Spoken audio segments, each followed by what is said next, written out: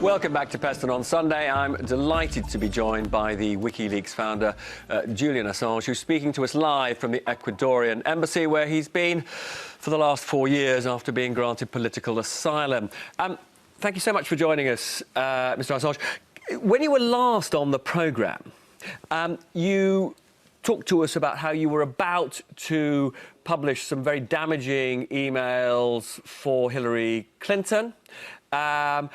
And you made it absolutely clear at that point that you were not happy about the prospect of her being in the White House. Now, you know, Donald Trump is now in the White House. Are you pleased with the impact you had on the presidential election? I don't think that's the correct way to describe it. I seem to recall I would have said extremely interesting emails.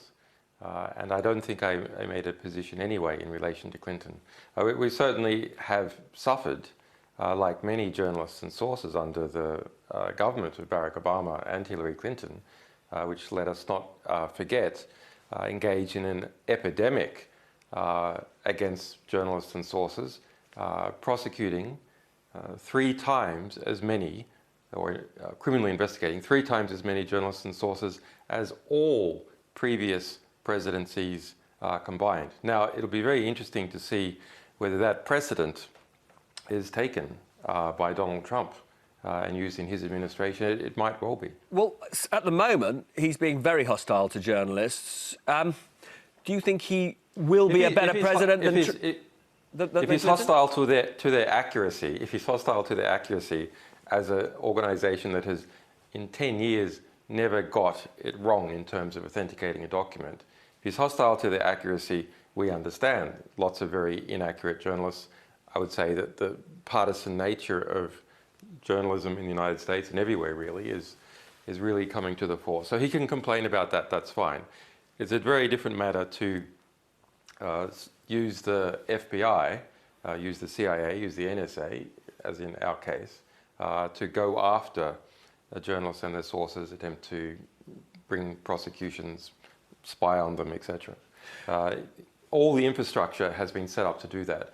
For years, I and Binney and Snowden have been saying that there has been a mass surveillance apparatus erected in the United States, which is a turnkey tyranny. All it will take is a president that's willing to turn that key. But you're perceived to have helped Donald Trump and indeed perceived to have helped Vladimir Putin. How do you feel about those allegations? Well, if we look at what the allegations actually are, what is it?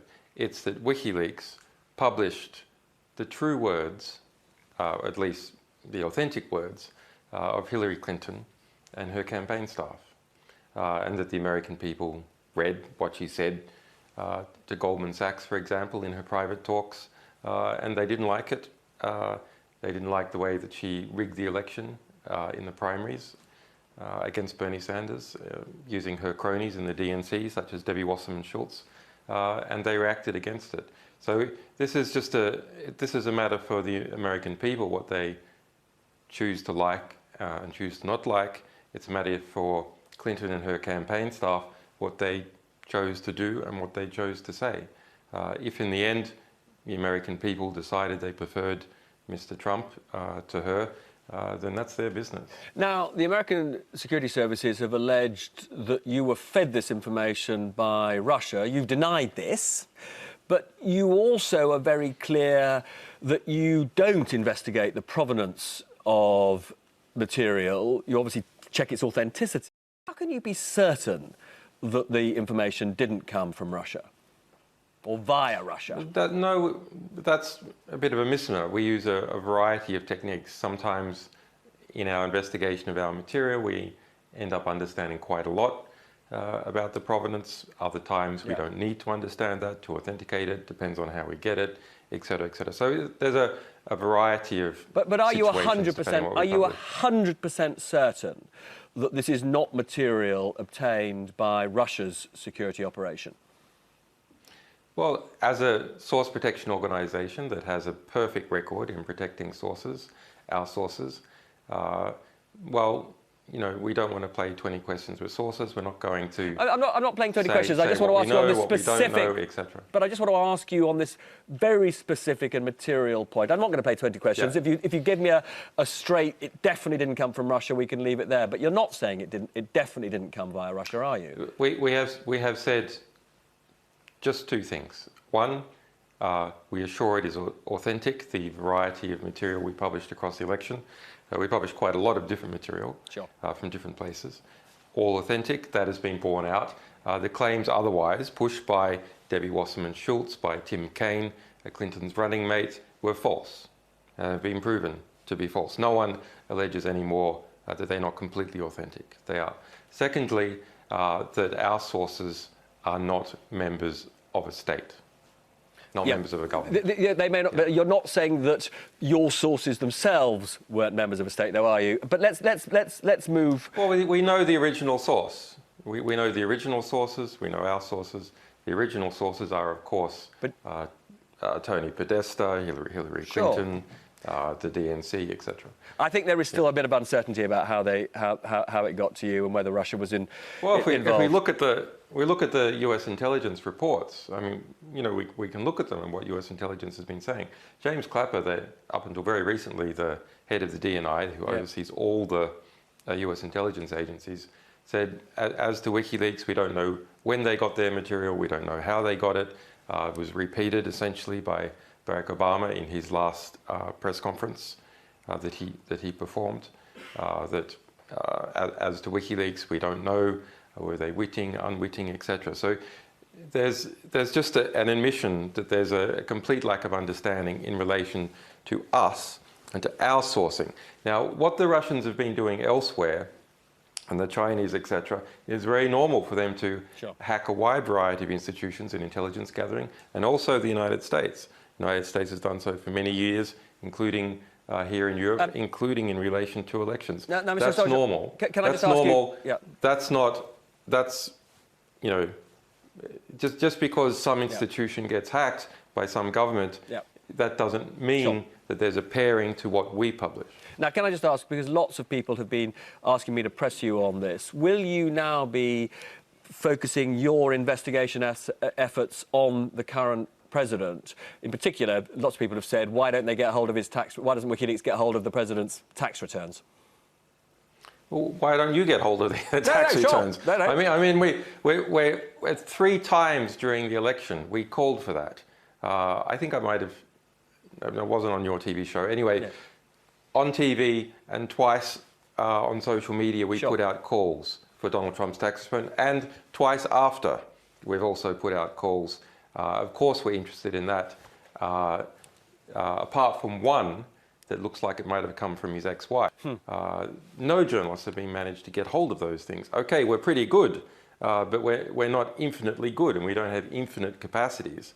It's a matter of time, funding, developing sources, etc. Now, on your welfare and future, you did say that were Chelsea Manning to be released, you would release yourself from this self-imposed incarceration and take whatever comes in terms of possible extradition to the US. It's not a self-imposed incarceration. That's false. Well, what will you now do that the previous President Obama has commuted Chelsea Manning's sentence? Will you be leaving the Ecuadorian embassy? Well, it's an enormous victory. Let's look at the victories that WikiLeaks has secured in relation to sourcing. Who are the 2 most best-known sources in the world?